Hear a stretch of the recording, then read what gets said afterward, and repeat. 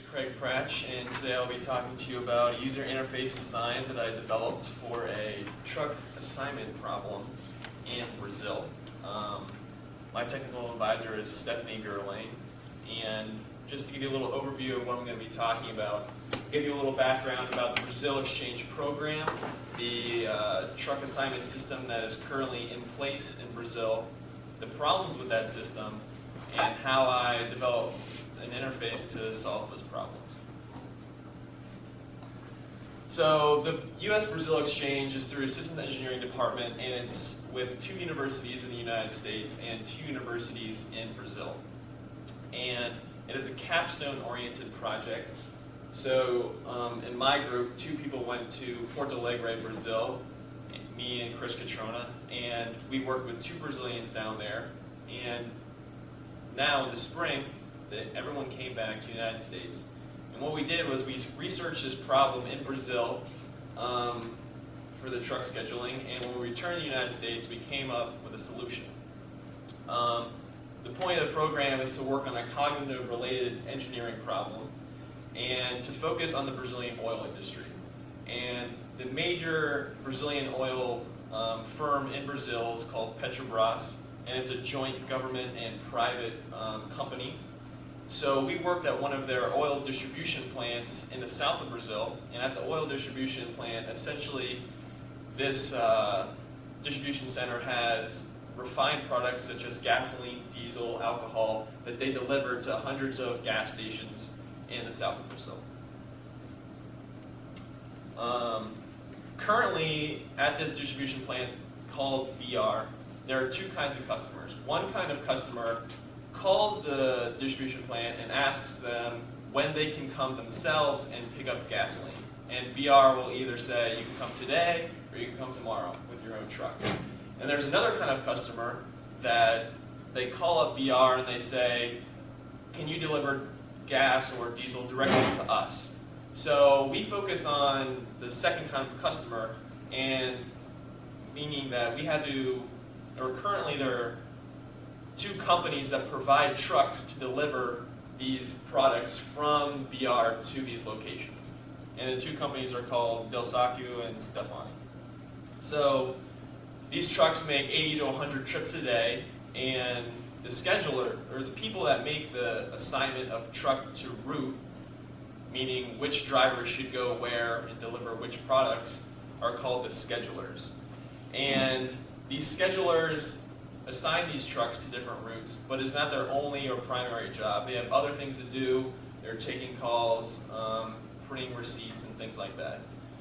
And the way that they schedule or assign these trucks from the distribution plant to the locations are they look at 3 major things. The first thing is the size of the truck. They want to send a truck with approximately the same size as the gas station requested, meaning if a gas station requests 30,000 liters of gasoline, they don't want to send 3 10,000 liter trucks. They're going to want to send 1 30,000 liter truck to make 1 trip. So that's one of the things they look at. The other thing they look at are the available drivers at the distribution plant and how long they've been waiting. So obviously the people that have been waiting longer are the ones that are going to be assigned to these routes. And then there are a thing called good and bad roads that they try to evenly distribute. Now, around the distribution plant, there are about 25 locations, and they all have the same rate to deliver, meaning that a farther location is going to be delivered at the same rate as a closer location. And obviously, the farther location is going to be considered bad because the drivers have to drive longer, it'll take up more of their time for the same amount of money. And these schedulers try to evenly distribute the amount of money that all of the drivers get. So the problems with that current system are, well, first of all, the schedulers currently make all these truck assignment decisions without the aid of a computer.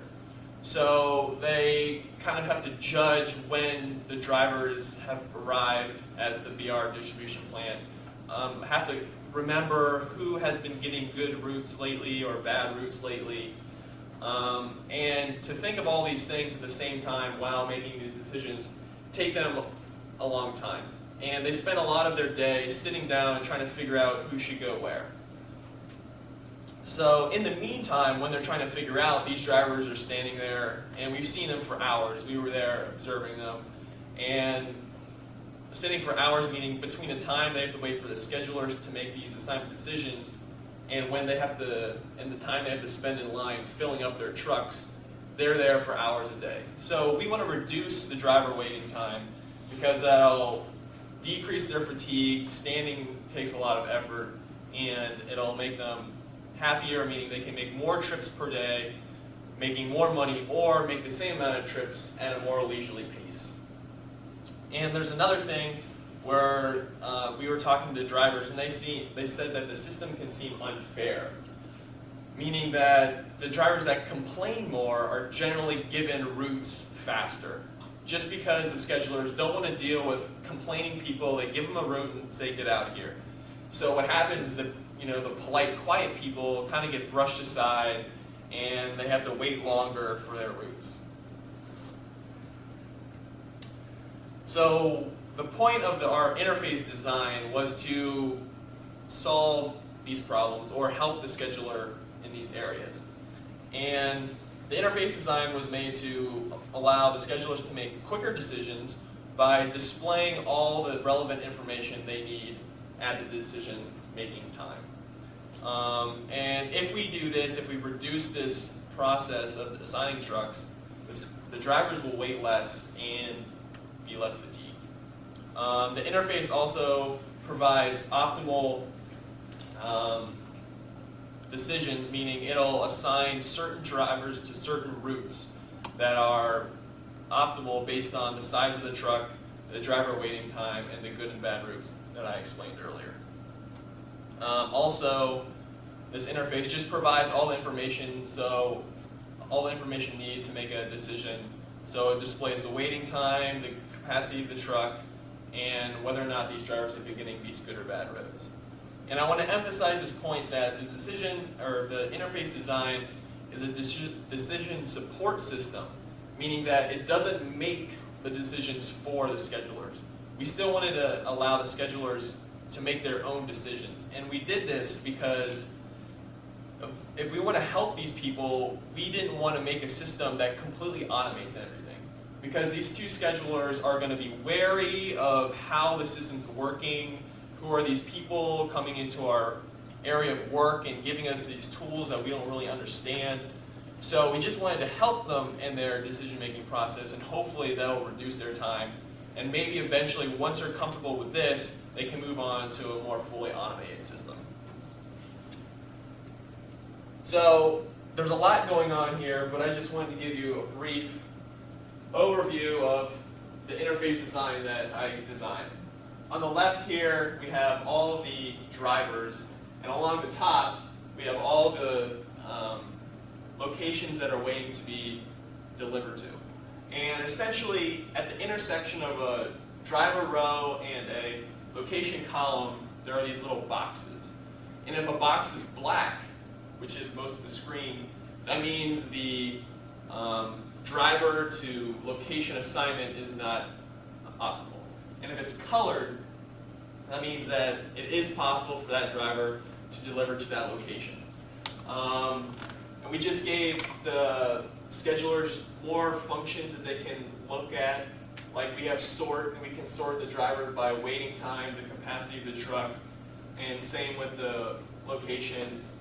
And since there's a lot going on here, I'll give a little brief overview. But the drivers in the red mean they've been getting a lot of bad routes lately. The drivers in the yellow have been getting an average number of good and bad routes, and the green have been getting a lot of good routes. So that just gives them another tool to understand what the driver's situation are. And then the same with the times of the drivers. So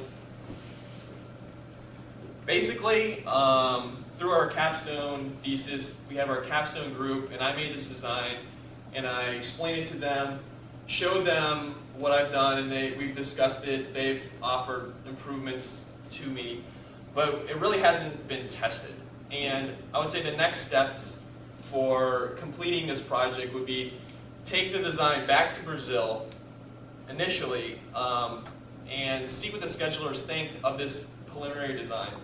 And this is actually possible because there is another capstone group going back in the fall. So this could be a continuation. It's up to them whether or not they do that.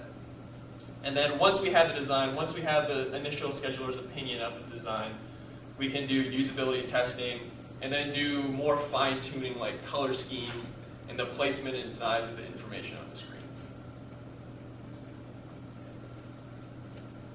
Does anybody have any questions?